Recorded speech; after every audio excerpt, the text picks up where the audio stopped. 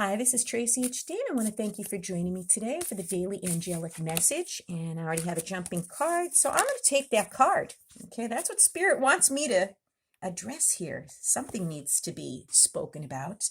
And this is the Oracle of the Seven Energies. And if you'd like to purchase this deck, just click the link down below in the description box. It will take you right to Amazon. And the jumping card. Wow, how interesting. We have these two cliffs here, and I think of like the fool in Tarot jumping.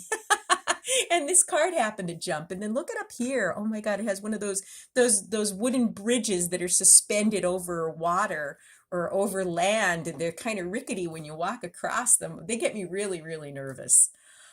Very, very interesting card. And this is card number 40 for those of you that follow numerology. And the land between is telling us that you're in a process of change. You know that you were called to it and can no longer be who you were, but you aren't sure what your experience is going to be next in life. So if you're in between what was and what could be, and you're going through a metamorphosis, like the caterpillar into a butterfly. However, you can't just skip the messy parts. You have to endure the unknown and uncomfortable as you reinvent yourself. The thing is, you're not quite these things yet. You have one foot in the past, even though you're ready to shed the old version of yourself and become something new. And you have one foot going towards the present. So you must start redefining who you are in the context of this question. What do you believe is possible when you get to the next place in your life? Can you explore this stage of your evolution to get to know yourself better? And we're constantly evolving. We can't stay stuck in the past. We need to move forward. And people are fearful of change and moving forward because, the future, we don't know what the future holds. And change, we don't know, what we're going to experience if we move forward. But we have to in order to gain our wisdom and to be able to evolve.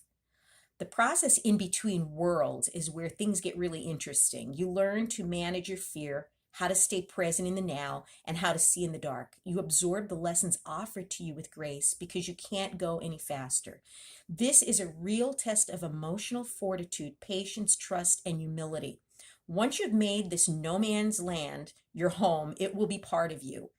And that's a hard part for me. The longest time I had to practice being okay with not knowing what was, going to be, and just being in the moment, to be comfortable with not knowing, because we all want to know where we're headed. We all want to know what our future holds, but sometimes it's not possible. And sometimes you got to go through the messy parts in order to gain the wisdom to move further on your path. Okay, so, you're going to be changing, you're going to be evolving. And when you look back, you'll grow from all of the experiences, the heartaches, the celebrations, the successes, everything.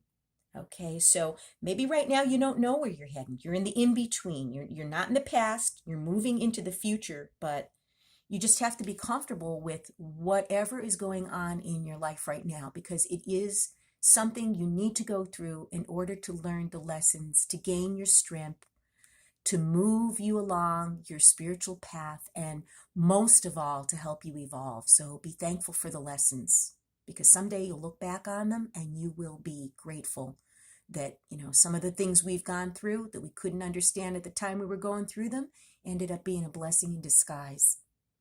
What a beautiful reading today. If you've enjoyed this reading, please like it by giving it a thumbs up, share it, and above all, subscribe, because I will be back with more.